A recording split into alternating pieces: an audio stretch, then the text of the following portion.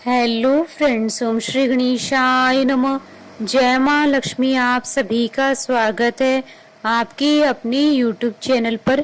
Friends, आज हम आपको इस वीडियो में बताने जा रहे हैं गजलक्ष्मी व्रत का शुभ मुहूर्त, पूजा विधि, उद्यापन विधि, महत्व और गजलक्ष्मी व्रत की कथा के बारे में।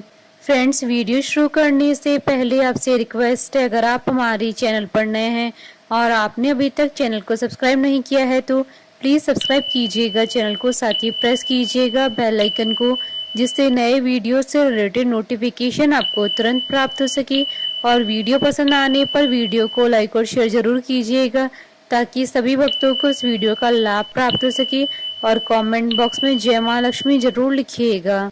गजलक्ष्मी व्रत करने से देवी महालक्ष्मी की विशेष कृपा प्राप्त होती है। इस दिन माता महालक्ष्मी जी की विधिवत पूजा करने और व्रत रखने से सभी प्रकार की सुख और सुविधाओं की प्राप्ति होती है। साथ ही माँ लक्ष्मी की कृपा आप पर हमेशा बनी रहती है। अश्विन मास के कृष्ण पक्ष की अष्टमी तिथि के दिन देवी लक्ष्मी जी की पूजा और व्रत किया जाता है। इस व्रत को गजलक्ष्मी व्रत कहा जाता है। गजलक्ष्मी व्रत के दिन सोना खरीदने को विशेष महत्व दिया जाता है। मान्यता है कि इस दिन सोना खरीदने से सोने में 8 गुना वृद्धि होती है। फ्रेंड्स, अब आइए जानते हैं गजलक्ष्मी व्रत की संपूर्ण पूजन विधि के बारे में। यह व्रत अश्विन मास की कृष्ण पक्ष की अष्टमी तिथि को किया जाता है। इस व्रत को करने से पहले भादो शुक्ल अष्टमी को स्नान करके 2 दूने से सकोरे में ज्वारे गेहूं बोए जाते हैं। प्रतिदिन 16 दिनों तक इन्हें पानी से सींचा जाता है। ज्वारे बोने के दिन ही कच्चे सूत के धागे से 16 तार का एक डोरा बनाएं। डोरे की लंबाई इतनी ले कि आसानी से गले में पहन सके। इस डोरे में थोड़ी थोड़ी दूरी पर 16 गिठाने लगाएं और हल्दी से पीला करके पूजा के स्थान पर रखें तथा प्रतिदिन 16 दूब और 16 गेहूं चढ़ाकर पूजन करें। अश्विन मास के कृष्ण पक्ष की अष्टमी के दिन उपवास रखें। स्नान के बाद पूर्ण श्रृंगार करें। 18 मुट्ठी गेहूं के आटे से 18 मीठी पूड़ी बनाएं। आटे का एक दीपक बनाकर 16 पूड़ियों के ऊपर रखें। दीपक में एक घी की बत्ती रखें। शेष 2 पूड़ी महालक्ष्मी जी को चढ़ाने के लिए रखें। पूजन करते समय इस दीपक को जलाएं तथा कथा पूरी होने तक दीपक जलते रहना चाहिए। अखंड ज्योति का एक और दीपक अलग से जलाकर रखें। पूजन के पश्चात इन्हीं 16 पूड़ी को बिये अर्थात सेवैया की खीर या मीठे दही से खाते हैं। इस व्रत में नमक नहीं खाते हैं। इन 16 पूड़ी को पति पत्नी या पुत्र ही खाएं, अन्य किसी को न दें। मिट्टी का एक हाथी बनाए या कुम्हार से बनवा ले जिस पर माँ लक्ष्मी जी की मूर्ति बैठी हो। सायंकाल जिस स्थान पर पूजन करना हो उसे गोबर से लीप कर पवित्र करें। रंगोली बनाकर बाजोड़ पर लाल वस्त्र बिछाकर हाथी को रखें। तांबे का एक कलश जल से भरकर चौकी के सामने रखें। एक थाली में पूजन सामग्री रोली, गुलाल, अबीर, अक्षत, लाल धागा, मेहंदी, हल्दी, टीकी, सुरक्या, दोवड़ा, लौंग, इलायची, खारक, बादाम, पान, गोल सुपारी, बिछिया, वस्त्र, फूल, धूप, अगरबत्ती, कपूर, इत्र, मौसमी फल, फूल, पंचामृत, मावे का प्रसाद आदि रखें। केले के पत्तों से झांकी बनाएं। संभव हो सके तो कमल के फूल भी चढ़ाएं। चौकी पर 16 तार वाला डोरा एवं ज्वारे रखें। विधि पूर्वक माँ लक्ष्मी जी का पूजन करें तथा कथा सुने एवं आरती करें। इसके बाद डोरे को गले में पहनने अथवा भुजा में बांधे। भोजन के पश्चात रात्रि जागरण तथा भजन कीर्तन करें। दूसरे दिन प्रातः काल हाथी को जलाशय में विसर्जन करके स्वाग सामग्री ब्राह्मणों को दे दें। फ्रेंड्स, अब आइए जानते हैं गजलक्ष्मी व्रत की उद्यापन विधि के बारे में। सामान्यतः यह व्रत 16 वर्षों तक किया जाता है। इसके उपरांत ही व्रत का उद्यापन किया जाता है, किंतु श्री माँ लक्ष्मी जी की असीम कृपा से मनोकामना शीघ्र पूरी हो जाए तो कम समय में भी उद्यापन किया जा सकता है। लेकिन व्रत को 16 वर्षों तक पूरे करना चाहिए। यदि परिस्थिति वर्ष 16 वर्ष के बाद उद्यापन नहीं कर सके तो व्रत को आगे भी किया जा सकता है जब तक कि उद्यापन न हो।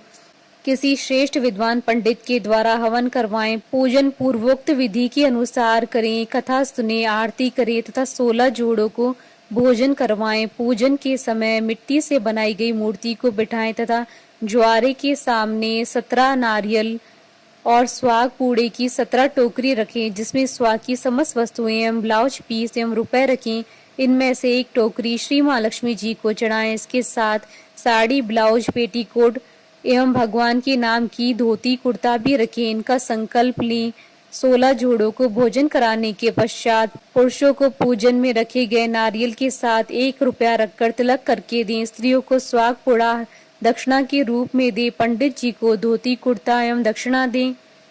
सबको भोजन कराने के बाद स्वयं मीठी पूड़ी, खीर या दही से खाएं। इस दिन भी नमक नहीं खाएं। रात्रि जागरण, भजन कीर्तन करें। अखंड ज्योति जलती रहनी चाहिए। प्रातः काल हाथी एवं फूल पत्ते आदि को जलाशय में विसर्जन करें। इसके बाद शेष बचा हुआ स्वाग पुड़ा लक्ष्मी जी को चढ़ाए गए वस्त्र एवं नारियल, धोती कुर्ता अपने सास ससुर अथवा ननंद नंदोई अथवा जेठ जेठानी अथवा किसी बड़े को देकर उनसे आशीर्वाद प्राप्त करें। फ्रेंड्स, अब आइए जानते हैं गजलक्ष्मी व्रत के शुभ मुहूर्त के बारे में। हिंदू पंचांग के अनुसार इस बार गजलक्ष्मी व्रत 17 और 18 सितंबर 2022 दोनों दिन है। अश्विन कृष्ण अष्टमी तिथि प्रारंभ होगी 17 सितंबर 2022 को दोपहर 2:14 पर और अश्विन कृष्ण अष्टमी तिथि का समापन होगा 18 सितंबर 2022 को शाम 4:32 पर। फ्रेंड्स, अब आइए प्रारंभ करें गजलक्ष्मी व्रत की पौराणिक व्रत कथा। धर्म ग्रंथों में गजलक्ष्मी व्रत की 2 कथाएं प्रचलित हैं। पहली कथा, एक समय महर्षि वेद व्यास जी हस्तिनापुर पधारे। उनका आगमन सुन महाराज धृतराष्ट्र उनको आदर सहित राजमहल में ले गए। स्वर्ण सिंहासन पर विराजमान कराकर उनका पूजन किया। श्री व्यास जी से माता कुंती तथा गांधारी ने हाथ जोड़कर प्रश्न किया, हे महामुनि, आप त्रिकालदर्शी हैं, अतः आपसे हमारी प्रार्थना है कि आप हमको कोई ऐसा सरल व्रत तथा पूजन बताएं जिससे हमारा राज्य, लक्ष्मी, सुख, संपत्ति, पुत्र पौत्रादि एवं परिवार सुखी रहे।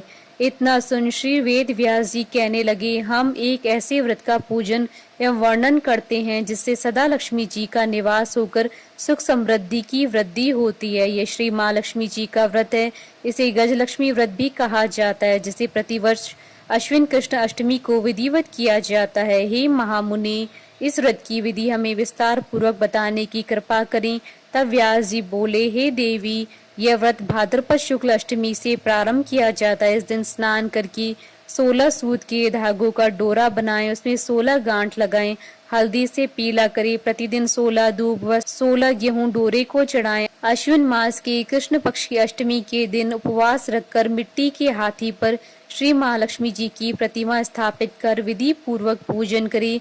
इस प्रकार श्रद्धा भक्ति सहित माँ लक्ष्मी जी का व्रत पूजन करने से आप लोगों की राज्य लक्ष्मी में सदा अभिवृद्धि होती रहेगी।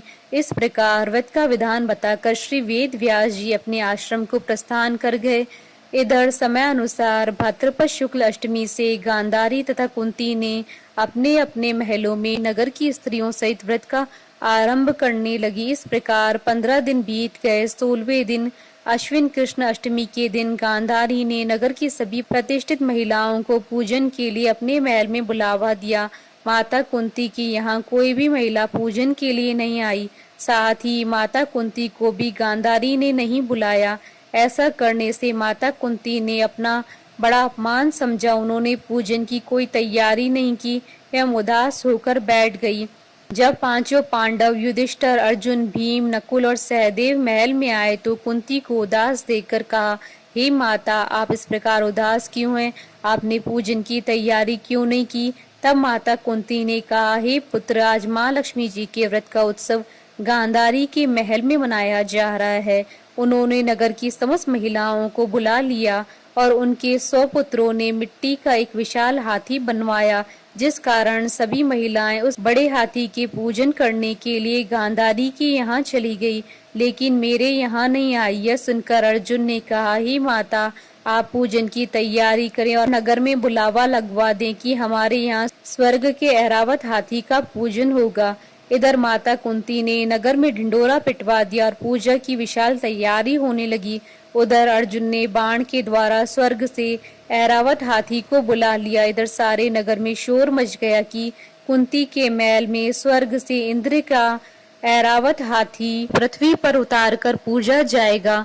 समाचार को सुनकर नगर के सभी नर नारी, बालक एवं वृद्धों की भीड़ एकत्रित होने लगी। उधर गांधारी के महल में हलचल मच गई।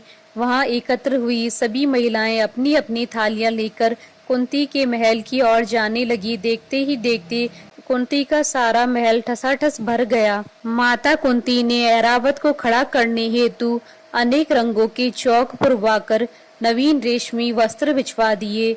नगरवासी स्वागत की तैयारी में फूल, माला, बीर, गुलाल, केसर हाथों में लिए पंक्तिबद्ध खड़े थे। जब स्वर्ग से ऐरावत हाथी पृथ्वी पर उतरने लगा तो उसके आभूषणों की ध्वनि गूंजने लगी। ऐरावत के दर्शन होते ही जय जयकार के नारे लगने लगे। सायंकाल के समय इंद्र का भेजा हुआ हाथी ऐरावत माता कुंती के भवन की चौक में उतर आया। तब सब नर नारियों ने पुष्पमाला, बीर, गुलाल, केसर आदि सुगंधित पदार्थ चढ़ाकर उनका स्वागत किया।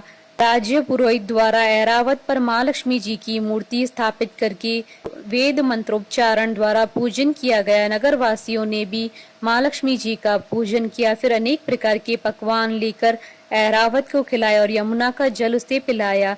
राज्य पुरोहित द्वारा स्वस्ति वाचन करके महिलाओं द्वारा माँ लक्ष्मी जी का पूजन कराया गया। 16 गांठों वाला डोरा लक्ष्मी जी को चढ़ाकर अपने अपने हाथों में बांध लिया। ब्राह्मणों को भोजन कराया गया। दक्षिणा के रूप में स्वर्ण आभूषण, वस्त्र आदि दिए गए। तत्पश्चात महिलाओं ने मिलकर मधुर संगीत लहरियों के साथ भजन कीर्तन कर संपूर्ण रात्रि माँ लक्ष्मी का व्रत जागरण किया। दूसरे दिन प्रातः राज्य पुरोहित द्वारा वेद मंत्रोच्चार के साथ जलाशय में माँ लक्ष्मी जी की मूर्ति का विसर्जन किया गया। फिर ऐरावत को विदा कर इंद्रलोक को भेज दिया गया। इस प्रकार जो स्त्रियां श्री माँ लक्ष्मी जी का विधि पूर्वक व्रत एवं पूजन करती हैं, उनके घर धन धान्य से पूर्ण रहते हैं तथा उनके घर माँ लक्ष्मी जी सदा निवास करती है। इस हेतु माँ लक्ष्मी जी की स्तुति अवश्य बोले। स्तुति इस प्रकार है: महालक्ष्मी नमस्तुभ्यं नमस्तुभ्यं सुरेश्वरी हरिप्रिये नमस्तुभ्यं नमस्तुभ्यं दयानिधे। दूसरी कथा। प्राचीन काल में एक नगर में एक बहुत ही गरीब ब्राह्मण रहा करता था। वह ब्राह्मण पूरी श्रद्धा से भगवान विष्णु जी की पूजा किया करता था। उसकी पूजा और भक्ति से प्रसन्न होकर उसे भगवान श्री हरि विष्णु जी ने दर्शन दिया और ब्राह्मण से अपनी मनोकामना मांगने के लिए कहा। जिसके बाद ब्राह्मण ने लक्ष्मी जी का निवास अपने घर होने की इच्छा जाहिर की। यह सुनकर भगवान विष्णु जी ने माता लक्ष्मी जी की प्राप्ति का मार्ग ब्राह्मण को बता दिया। उन्होंने बताया कि मंदिर के सामने एक स्त्री आती है जो यहाँ आकर उपलेप थापती है। तुम उसे अपने घर आने का आमंत्रण देना। वही स्त्री देवी महालक्ष्मी है। किसी भी शुभ मुहूर्त में लक्ष्मी जी के आने के बाद तुम्हारा घर धन और धान्य से भर जाएगा। यह कहकर भगवान विष्णु चले गए। अगले दिन वह ब्राह्मण ब्रह्म मुहूर्त में ही जाकर मंदिर के सामने बैठ गया। जिस समय लक्ष्मी जी उपले थापने के लिए आगे आई तो ब्राह्मण ने उनसे अपने घर आने का निवेदन किया। ब्राह्मण की बात सुनकर लक्ष्मी जी समझ गई कि यह सब भगवान विष्णु जी के कहने पर हुआ है। लक्ष्मी जी ने ब्राह्मण से कहा कि तुम महालक्ष्मी व्रत करो और 16 दिनों तक व्रत करने और 16वें दिन रात्रि को चंद्रमा को अर्घ्य देने से तुम्हारा मनोरथ सिद्ध होगा। ब्राह्मण ने देवी के कहे अनुसार व्रत और पूजन किया और देवी को उत्तर दिशा की ओर मुख करके पुकारा। लक्ष्मी जी ने अपना वचन पूरा किया। उसी दिन से इस व्रत को पूरे विधि विधान के साथ किया जाने लगा। बोलिए माता महालक्ष्मी जी की जय। हमारे साथ इस वीडियो में अंत तक बने रहने के लिए आपका धन्यवाद। ओम श्री गणेशाय नमः। जय मां लक्ष्मी।